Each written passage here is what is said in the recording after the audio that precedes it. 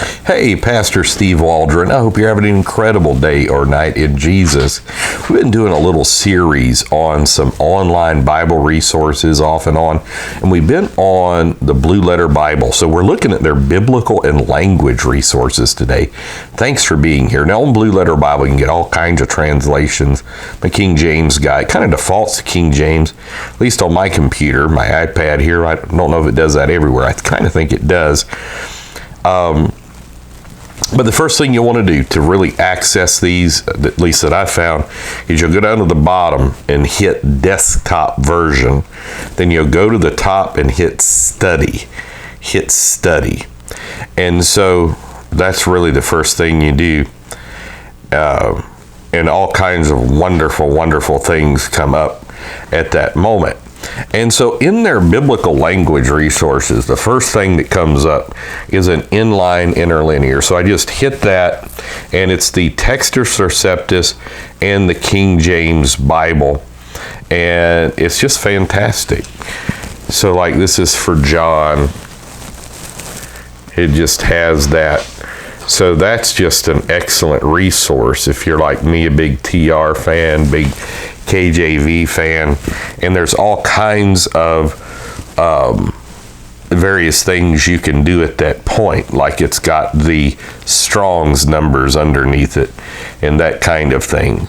And then you hit language tools, and it's got the Greek inflection tool. And here is the Greek inflection tool. Like this is the, I'll just read it to you. Koine Greek is an inflected language, meaning that contains many more inflections, and those inflections inform the meaning of a word, as well as how that word fits into a sentence. This tool will help you identify Greek words that use the same or similar parts of speech throughout the New Testament. So it looks like the first is agapeo. If my Greek, I used to have a decent amount of Greek in there. Now, I do want to say too, once you go to the desktop version, that there's a thing at the top you just hit, and it'll say Strong's numbers, and then all types of language study tools then become available to you. So that's inflection tools. Also got a short video tutorial how to use that, and then it's got lexical resources. Now look at this. Now this is all free unless you want to give them a generous offering or any offering at all. I'm sure they would love it. I just love these online resources. They're very helpful. I like hard copy books most of all. A lot of reasons. I've done videos on that and said it numerous times, but this is good. So it's got the Blue Letter Bible lexicon page, outline of biblical usage, and then the Brown Driver Briggs Hebrew lexicon. And then it has Gesenius's Hebrew Chaldee lexicon. And then one of my personal favorites is Vine. Study the theology of Vine sometime. You might find it interesting. And then Trench's synonyms, Strong's definitions, which any of these can have a lack of objectivity. So I use them for basic understanding, but sometimes, they may have their various theological predilections behind them. In context is king in biblical interpretation, obviously. And then Thayer. Now, Thayer was a Unitarian. He didn't believe in the deity of Jesus, but it has Thayer's Greek lexicon, and it's very popular.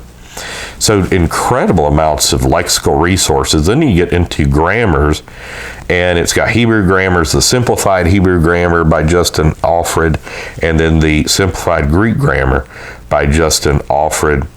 And this grammars covers key topics such as the alphabet, word formation, verbs, articles, conjunctions, prepositions, and nouns. So like here's the Hebrew alphabet. It explains it. I studied Greek a lot more than I studied Hebrew. Hebrew was a little harder for me because you start out reading the wrong direction. It's not wrong. It's wrong, when you're raised a certain way. And then the second thing, doing a lot of biblical archaeology, the Biblical Archaeology Today podcast, Steve Waldron thing, you find out that what we call biblical Hebrew is not biblical Hebrew, probably. it's an off branch of Paleo-Hebrew and Aramaic combined. And so then I'm like, well, I want to study Paleo-Hebrew. So I did that a little while, but and I liked it. But I'm not efficient in it at all. Bible concordances has an English Bible concordance, Hebrew Bible concordance, Greek Bible concordance, and get Hebrew Strong's results when viewing Strong's lexicon pages. So that's great. And then morphology. That's what we would kind of call etymology in a sense. Morphological codes are shorthand form to describe morphological features of words. These could capture things like parts of speech, mood, tense, etc. And it tells you how to do that there. So morphology. It's a little more complex than etymology, where the words come from, but it is basically breaking down a word with parts of speech. So they have a lot of language resources. I've done a couple videos on the best way to learn biblical Hebrew, the best way to learn biblical Greek. This is from my experiences. You may have different things. There's actually other online tools, even on YouTube. I did that for quite a while. I did a lot better with the books by Dobson. He was a missionary to like Kenya, I think, and may still be. And so he was teaching like biblical languages to people who English was not their first language. So it had to be very simplified. It was phenomenal. And it was put out by Baker back in the day. I think they still do. But I think his name was Edward Dobson. And I'm picturing the book. I can't, but it's, basically learning, or maybe the basics of biblical Greek, basics of biblical Hebrew. I'd done a lot before that, like maybe with mounts and different ones, and I never got really good. In Dobson's, man, I got it quick. So here on Blue Letter Bible, free. Now you can go to Bible Hub, you can go to Study Light, maybe some other places that also have some biblical language tools. To me, Blue Letter is the most intuitive. It's the one I find myself going to mostly, unless I'm reading certain commentaries or historical works. They do have a lot of those on here, but anyhow. So God bless you. Thanks for being here. Join us daily. Share with your friends, family, church family. Hit the bell notification when you subscribe. Put it on social media. Let's get the truth of the Word of God out. We'll see you later. Bye-bye.